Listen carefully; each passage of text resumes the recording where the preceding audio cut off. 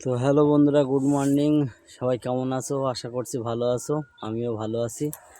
আমি এখন এসেছি আমারই বাড়ির পাশে আমার একটা জমিতে। আমি সর্ষে লাগিয়েছি, পাশে অল্প একটু ঘাসও আছে। তা আজকে জমিতে কিছু সার দেবো। 3-4 দিন আগে জমিটা ভিজিয়েছিলাম।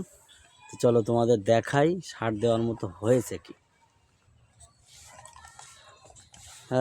এ দেখো, সার দেওয়ার মতো হয়েছে হয়তো।